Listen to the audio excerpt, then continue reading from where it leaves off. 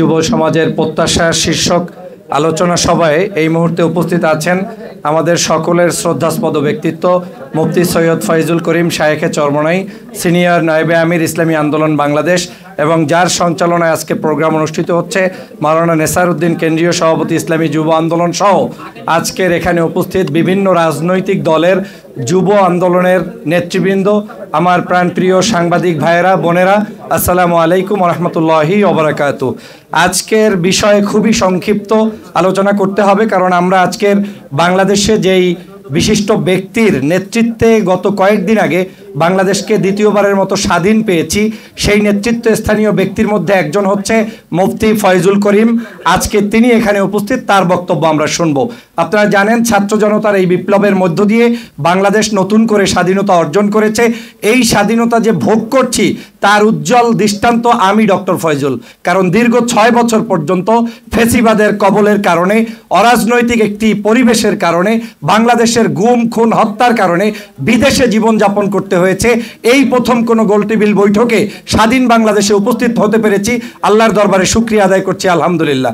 আজকের এখানে বাংলাদেশে যে ঐক্যবদ্ধ সরকার থাকলে, দেশীয় সরকার থাকলে যে মানুষের বিজয় হয় তার উজ্জ্বল দৃষ্টান্ত হচ্ছে, আপনারা জানেন যখন বাংলাদেশের রেমিটান্স যোদ্ধা 57 জন ব্যক্তি বিদেশের কারাগারে বাংলাদেশের মুক্তি আন্দোলনে অংশগ্রহণের কারণে তারা গিয়েছিলেন, তখন এই দেশের সরকার বলেছিল যারা কারাগারে গিয়েছে ওই দেশের দোষের কারণে গিয়েছে, তাদের মুক্তিতে সরকার কোনো কাজ করবে না। এবং সরকার করে নাই, শেখ হাসিনা করে নাই, এমবাসি করে নাই, বরং যারা অট্টহাসি দিয়েছে। কিন্তু প্রমাণ হয়েছে একটি শক্তিশালী সরকার থাকলে তাদেরকে মুক্ত করা সম্ভব। আমি ডক্টর মোহাম্মদ ইউনূস সাহেবকে ধন্যবাদ জানাই যে তিনি একটা টেলিফোনের মাধ্যমে 57 জন ব্যক্তিকে মুক্ত করে দিয়েছেন। এজন্য আমাদের এই বাংলাদেশের সকল যুব সমাজের পক্ষ থেকে তাকে এবং তার সরকারকে ধন্যবাদ জানাই। আজকে আপনারা জানেন এখানে সিংহভাগ নেতৃবৃন্দ আলেম সমাজ থেকে উপস্থিত হয়েছেন। আমাদের আলেমদের মধ্যে ঐক্যবদ্ধের যে প্রক্রিয়া চলমান রয়েছে, এই চলমান প্রক্রিয়াকে আজকের ত্বরান্বিত করছেন মুফতি ফয়জুল করিম সাহেব। আল্লাহ পাক তার হায়াতে বারাকা দান করুক। তার নেতৃত্বে বাংলাদেশের সমগ্র মুসলমান এবং ইসলামপন্থী নাগরিকদের ঐক্য আরো সুসংহত হবে, সেই প্রত্যাশা আমি ব্যক্ত করছি। আপনারা জানেন এই মুহূর্তে বাংলাদেশের দেশ গঠন করতে হবে। যদি দেশ গঠন করতে হয় তাহলে সকলে মিলে যে কথাটি বলেছেন সেটা হচ্ছে আওয়ামী ফেসিজমের সকল তন্ত্রমন্ত্র ভেঙে চুরে চুরমার করতে হবে। আর যদি সেটা করতে হয়, আমি মনে করি বাংলাদেশের প্রত্যেকটি প্রশাসনে এখন সময় এসেছে আপনাদের মতো আলেম সমাজের মধ্য থেকে, যুব সমাজের মধ্য থেকে, পুলিশ থেকে শুরু করে প্রশাসনের সমগ্র জায়গায় নির্দ্বিধায় তাদেরকে নিয়োগ প্রদান করতে হবে। তাহলেই আপনার এই বাংলাদেশ, 56,000 বর্গমাইলের এই বাংলাদেশ অবশ্যই সুসংহত থাকবে, নিরাপদে থাকবে, নিরাপদে মানুষ তাদের জীবনযাপন করতে পারবে। অতএব সেই কাজটি আপনারা দ্রুত সম্ভব করবেন।